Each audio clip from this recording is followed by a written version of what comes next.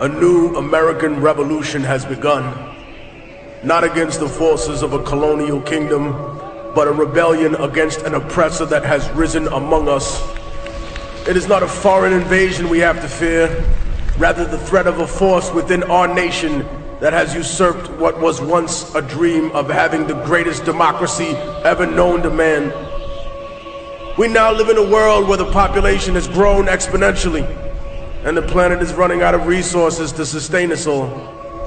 We in the inner city and those struggling in the suburban ghettos may not realize it yet, but make no mistake, the people who control the technology and run every enterprise that makes up our world have seen this coming for a long time. The ideas of renewable energy, global warming, the idea of collectively working were purposefully bought out, derailed, demonized, or corrupted in favor of an economic structure designed by a monetary caste system. In a desperate attempt to convince us that we need to maintain that extravagant existence, they've pretended we might share in their dream, that we can justify any inhumanity in its name. Out of this blind ignorance was born the curse of slavery. Many of the founders of this nation were themselves Masons. That is not a left-wing or right-wing conspiracy theory. It is a widely known and accepted fact.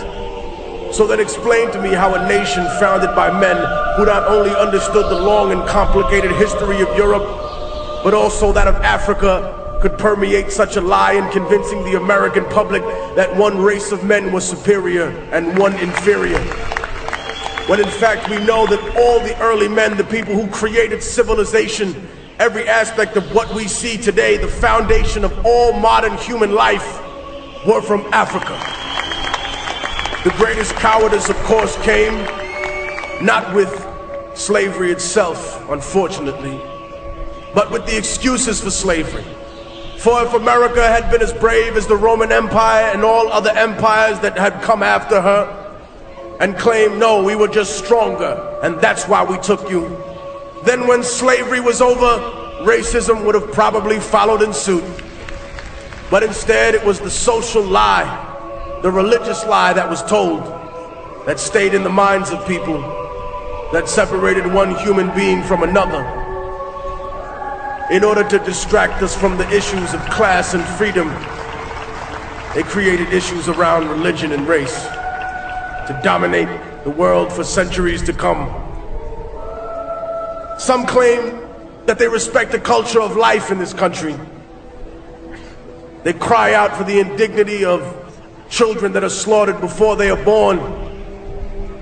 But God has not penetrated their souls, for they have no empathy, nothing in their cold hearts for the hundreds of thousands of lives we have taken in our wars overseas, for that which they call collateral damage, which are the burnt and damaged children of the world. They have no prayers for them, only snide commentary on the internet and laughter in their hearts, and yet you claim to be one with God. We talk about immigration in this country. Might doesn't make right, ladies and gentlemen. It just makes right now. What we are saying to the rest of the world is one day when America grows weak, one day when her legions falter, on a day when her economy crumbles, China, Russia, Europe, whatever power has arisen, all you have to do is come here and conquer us in a few military excursions, and then you too can set up shop here, and in 100 years you can tell every red-blooded American, no, you are an illegal human being. I am the true citizen. I have all the rights. You have no rights. Maybe you forgot how you got this country. Maybe you take for granted the blood, the sweat, the tears that the people who live in practical serfdom shed every day. For we may not run America, but we make America run. We talk about the law, yet how many indignities have been legal in the past? How many treaties with Native American people have we broken? How many international laws have we violated? And speaking of laws, how can a corporation be regulated by a government that is funded and controlled by corporations?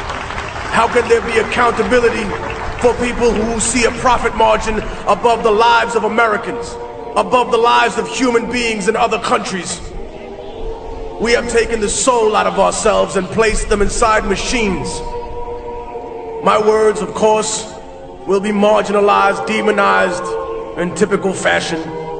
Anytime you dare to question the power structure, they say you hate America.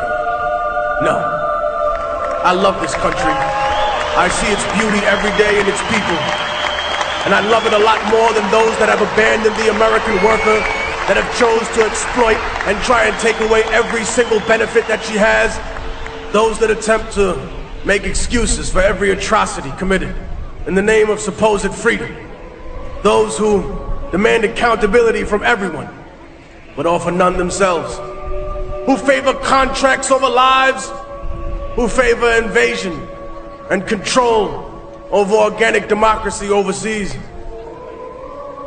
The greatest flaw that any intelligent person has is to think that they're smarter than everyone else.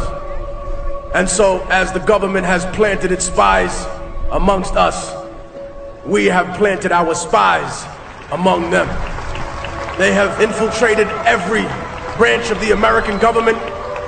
They have retrieved names, data, hard numbers, the paper trail that will expose those that truly control this country, those that control the political parties, those that control the oil industry, the energy, those that stand behind the companies, faceless, whose names have never been revealed until today.